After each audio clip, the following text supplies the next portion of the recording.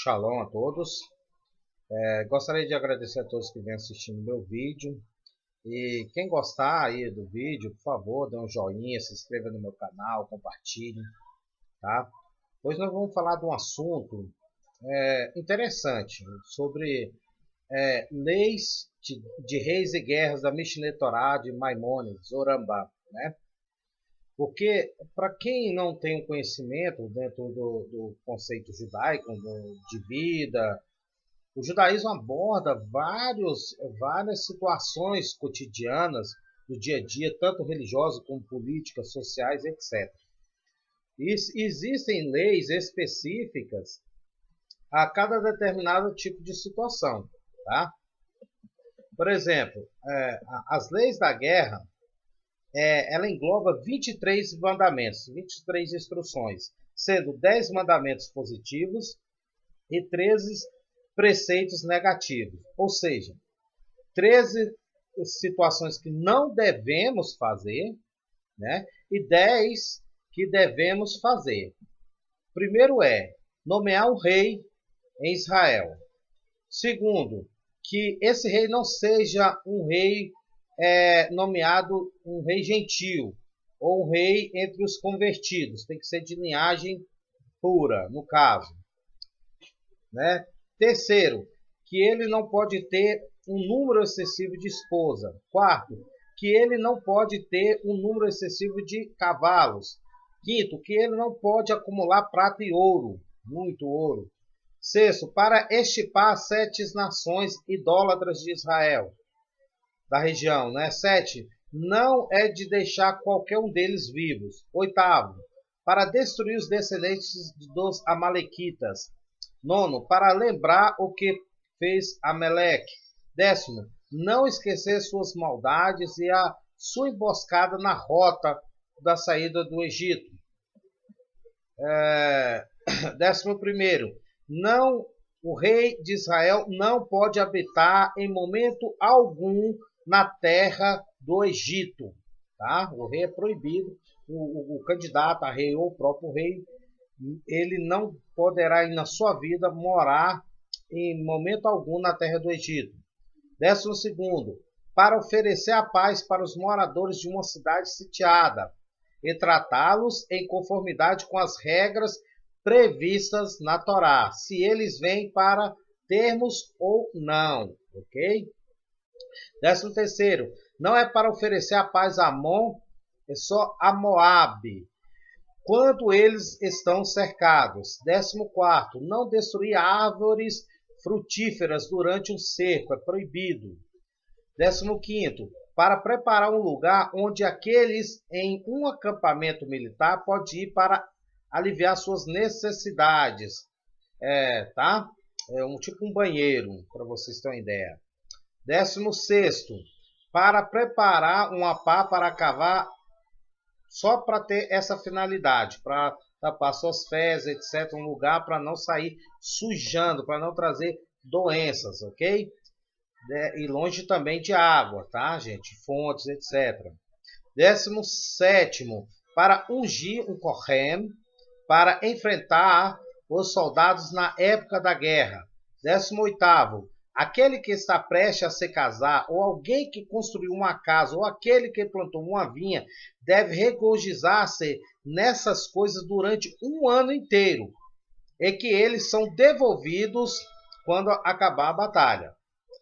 19, que nada lhe é dado a fazer. Eles não vão para fora, mesmo para as necessidades da cidade, nem as necessidades da guarnição ou similar. 20, para não fugir ou recuar durante a batalha. 21, as leis da mulher de beleza, Yefas Toar. 12, não é para vender a mulher de beleza. 13, não é para capturá-la para a escravidão depois que ela teve relações sexuais com você. Esses preceitos vão ser estudados nesse estudo que nós vamos fazer aqui, tá? E para que vocês possam ter uma ideia de como que funciona, tá? As leis e determinadas situações que o nosso sábio, a Mishneh Torah, Maimônides, né, na sua grande obra, específica, né? Então nós vamos começar um pouco aqui, lógico que o vídeo, se eu for fazer o vídeo todo falando sobre isso aqui vai demorar um pouco, né? Então eu vou fazer por partes, tá? Vou colocar essa parte 1, parte 2, parte 3 para ficar bem explicado, tá ok? Então vamos lá. A primeira, Israel foi ordenado com 3 mandamentos ao entrar no terreno, né? Na terra de Canaã, na terra. Nomear um rei, como ele diz, você deve definir um rei sobre vós, Deuteronômio 17:15, tá bom? Vale lembrar que tudo é baseado dentro da Torá. Para destruir os descendentes de Ameleque, como ele diz que apagar a memória de Ameleque, Deuteronômio 25:19, e construir o templo, como é dito, você deve procurar sua habitação, e lá você vai vir, Deuteronômio 12:5. Depois, a nomeação do rei vem antes da guerra com os amalequitas, tá, gente? A nomeação dos reis deve vir antes da guerra com os amalequitas. Como ele diz, grande Deus me enviou para ungir-lo rei. Agora, efere Ameleque. Está lá em 1 Samuel, tá? 15:1. E dentro aí, a erradicação dos amalequitas precede a construção do templo, uma vez que diz, e assim foi quando o rei foi liquidado em sua casa. E Deus permitiu ele tolerar a partir de seus inimigos ao redor. E o rei disse a Natã, o profeta, eu estou vivendo em uma casa de cedro. 2 Samuel 7, do 1 ao 2. Então, e prossegue, só dentro do primeiro mandamento, da primeira regra, vem especificando como que deve proceder tanto o povo como o soldado e o rei dentro de uma situação de guerra, tá? Depois ele fala, agora uma vez que a nomeação de um rei é um mandamento, porque Deus não quer um rei, quando o povo pediu Samuel para ter um rei. Se o rei, ou seja, Maimônides começa a raciocinar, se Deus não quer um rei, quando o povo pediu Samuel, então por que Deus deu um rei quando o povo pediu Samuel? Porque o seu pedido foi meramente devido ao ressentimento e não com a finalidade de cumprir um mandamento. Eles rejeitaram o profeta Samuel, como ele diz, 1 Samuel 8:7, como eles a mim me deixam, assim também fazem com você, 1 Samuel 8:7. Em primeiro lugar, um rei não foi nomeado, exceto pelo tribunal, tá?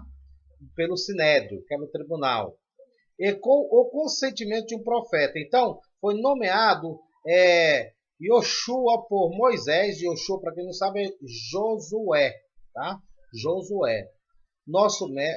Foi nomeado por Moisés, nosso mestre, e sua corte, e Saul e Davi por Samuel, por Ramatita, e sua corte, ok? Depois, a conversão não pode ser nomeada, o convertido não pode ser nomeado rei, mesmo depois de muitas gerações, até que tem uma mãe judia, como ele diz, você não pode colocar sobre um estrangeiro, um homem, alguém que não é seu irmão, Deuteronômio 17:15.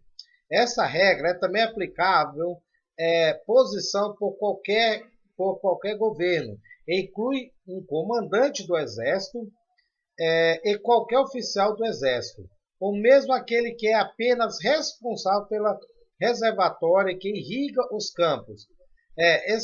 Escoado será dizer que um convertido não pode ser nomeado juiz ou presidente. Todos esses cargos devem ser preenchidos pelos judeus de sangue, tá? Como ele diz, lugar sobre a vós um rei daqueles que estão perto a vós, tá? No Talmud. todas as posições oficiais que regem devem ser preenchidas com um de nossos irmãos. Isso, gente, é exigido, é um fundamento, lógico. Isso não vai ser exigido só por preconceito, ou por um preconceito, não. A questão é que alguém que é convertido, ele ainda tem, ele pode haver, tá? Ele pode haver algum deslize e tentar voltar para sua, vamos dizer, para sua forma de ver as coisas, tá? Então, por isso que o ideal, o certo é já quem está no sangue, porque vive aquilo dia a dia, né? Não corre o risco de ter desculpa e falar, mas eu agi dessa forma porque eu não tenho sangue hebreu. E também tem como o Eterno cobrar, né? Vale lembrar que a palavra escolhido em hebraico, quando o Eterno escolhe Israel, ele não quer dizer que é especial, mas é que tem mais responsabilidade. Então, já que a responsabilidade de ser rei, de ser um juiz, é altíssima, também a cobrança tem que ser altíssima. E altíssima tem que ser aqueles que foram escolhidos, ou seja, aqueles que têm mais responsabilidade. Então, escolhido hebraico não quer dizer ter vantagens, mas ter mais responsabilidade, tá? Depois, uma mulher não pode ser nomeada rainha, como ele diz, sobre vós um rei. Deuteronômio 17:15. Um rei e não uma rainha. Uma mulher não pode ser nomeada para qualquer posição em Israel. Só pode um homem. Um açougueiro, barbeiro, alguém que faz banho e atendimento, ou não pode ser escolhido tanto como um rei ou como um Kohen Gadol, um sacerdote, nenhum dessas pessoas, tá? Também tem, não porque eles são desqualificados, tá, gente? Não pode ser rei, não porque eles não tenham merecimento, mas porque essas profissões, gente, estão degradando, eles estão sempre vistos nos olhos das pessoas, tá? Mas que tipo assim, são profissões que fazem muita falta, vamos dizer assim, tá? Mas chega um dia que alguém pode chegar a desqualificar, tá? Pode achar que não tem, uma moral, etc. Mas na verdade é pela falta mesmo desse tipo de profissão, né? Vale lembrar que o rei é uma profissão também, né? Ele é como se fosse o presidente, né? Então temos que existem alguns tipos de situações e vai lembrar que dentro do conceito judaico cada coisa tá especificamente tem o seu objetivo, né? Cada coisa, por exemplo, eu vou dar um exemplo aqui para vocês. Os levitas, por exemplo, não podem comprar terra, não podem possuir terras em Israel. Por quê? Porque em troca disso, eles ganham o melhor de tudo de Israel. Como eles ganham o melhor de tudo em Israel, no dízimo, então, em contrapartida, eles também não podem ter terra, porque senão ficava uma coisa injusta. Só a tribo de Levi receber o melhor de tudo de Israel, ainda poder ter terra, então seria mais fácil, os levitas seriam muito mais ricos do que as outras tribos. Então, existe esse equilíbrio. Se uma coisa tem sua função, não pode cobrir a outra, justamente para ter o equilíbrio, tá? Não é questão de preconceito nem nada, tá? O rei é ungido com o óleo original da unção, tá? Samuel tomou o vaso de azeite, derramou sobre a cabeça e ele beijou. 1 Samuel 10:1. A unção o qualifica e seus filhos em perpetuidade e garante que a monarquia hereditária será como ele diz, a fim de que ele tem muitos dias do seu reinado, ele e seus filhos entre Israel. Deuteronômio 17:20, tá?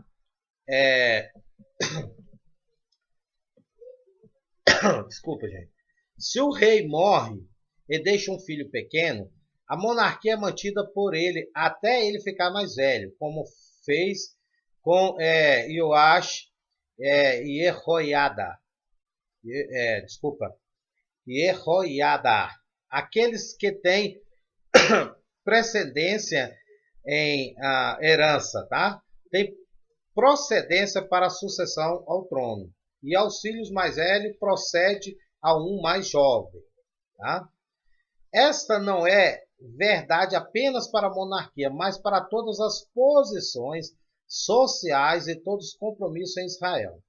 Um filho herda de seu pai e assim o seu filho dele, tá? Para sempre. Isto é, desde que o filho segue os passos do seu pai, com respeito, sabedoria e temor, se o filho era temente a Deus, mas faltava sabedoria, ele é nomeado para suceder seu pai e treinados. No entanto, se ele não estava contendo o grande Deus, temendo, embora ele foi muito sábio, ele não é nomeado para um cargo em Israel, tá, gente? Então não é só ser primogênito. Se o primogênito não tiver dentro dos padrões, também ele perde esse bem, né, esse benefício. A partir do momento Davi foi ungido, ele merecia a coroa da realeza. A monarquia tornou-se seu e de seus descendentes, né? Masculino para todos os tempos, como ele diz. Seu trono será estabelecido para sempre, segundo Samuel 7,16. Isso só se refere àquele que são de linhagem legítima, como ele diz. Se os seus filhos devem observar a minha aliança, Salmo 132:12. Ainda pensei que ele só mereceu a monarquia para seus descendentes, que têm linhagem legítima. A monarquia nunca será retirada dos descendentes de Davi. O santo bendito seja ele, prometeu-lhe como tal, como ele diz lá em Salmos 89, 31 a 34. Se os seus filhos deixarem a minha Torá e caminhar nas mãos nos meus estatutos, eu visitarei as suas transgressões com a vara e a sua iniquidade com a doença, mas minha misericórdia não vou romper com ele. Se um profeta instalar um rei de qualquer uma das outras tribos de Israel e que rei segue os caminhos da Torá e observa os mandamentos e combate as guerras de Deus, ele também é um rei e todos os mandamentos do rei lhe são aplicáveis. Isso, apesar da monarquia essencial pertencer a Davi e de seus filhos, haverá reis, pois vemos que Ahiá, Silone, nomeado Jeroboão, e disse-lhes, disse o seguinte: e será se você ouvir tudo o que eu vos mando, e eu vos construir uma casa para você, certo como fiz para Davi. 1 Reis 11:38. E Ahiá disse: e a seu filho eu darei uma tribo, para que ele deve ser uma lembrança para Davi, meu servo, para todos os dias antes de mim em Jerusalém. 1 Reis 11:39. A monarquia continua com a casa de Davi para sempre, como ele diz. Seu trono será estabelecido para sempre, segundo Samuel 7,16. Em contraste, se um rei, a partir de qualquer uma das outras tribos de Israel é nomeada, a monarquia cessará a partir da sua casa, como se diz em relação a Jeroboão, mas não para todos os dias. 1 Reis 11:39. Os reis de Israel não são ungidos com o óleo, com o especial óleo de unção, mas com óleo caqui somente, tá? Eles nunca podem ser nomeados em Jerusalém. Podem apenas os descendentes de Davi, somente descendentes de Davi são ungidos com o óleo especial da unção, tá? Quando o rei da casa de Davi é ungido, ele é ungido único ao lado de uma primavera. O filho de um rei não é ungido, a menos que seja necessário para resolver uma disputa de sucessão ou uma guerra. Assim Salomão foi ungido por causa de Adonior, porque Yosh de Assalior, e por causa de Yehoiakim e Yehoiahos, seu irmão, tá?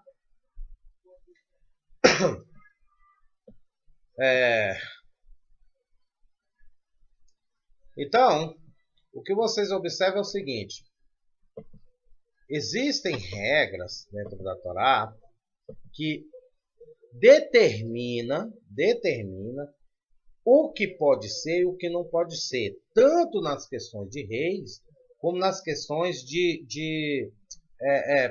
dos primogênitos. O que, se vocês observarem, nas questões dos primogênitos, tem muita coisa que são parecidos com as leis dos reis. Por quê? Porque na visão semita, ser primogênito é como se fosse o sucessor, ou seja, o rei daquela família. Tanto é que a noção de rei, reinos, nasceu através de famílias, como a grande nação de Israel, nasceu da família de Jacó, onde que cada dos seus filhos teve sua família e cada um foi cabeça, foi rei de cada sua família, que se tornou cada tribo, e cada tribo se tornou uns pequenos reinados com o tempo, ok? Então, as leis de reis são muito parecidas com as leis dos primogênitos. Lógico, tem muita coisa que não são, mas tem uma certa semelhança, tá? E por que a Torá fala que os reis não devem ter em excesso esposas, etc., para não elevar seu ego?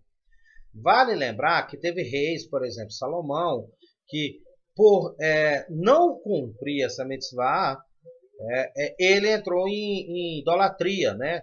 A própria Taná fala que Salomão passou a adorar outros deuses através e pelo fato das suas esposas estrangeiras. Então, quando a Torá nos proíbe algo, na verdade a Torá está nos livrando de algo que muitas vezes não conseguimos enxergar, né? E quando a Torá nos induz, nos ensina, nos ordena algo, muitas vezes são situações que nós não queremos fazer, porém trará um grande bem e um grande benefício para a nossa vida. Então é por isso que que as mitzvot são divididas em mandamentos positivos e mandamentos negativos. Negativo por nos livrarem e positivos por nos ensinar, para nos ensinar a praticar o que é certo. Shalom e até o próximo vídeo.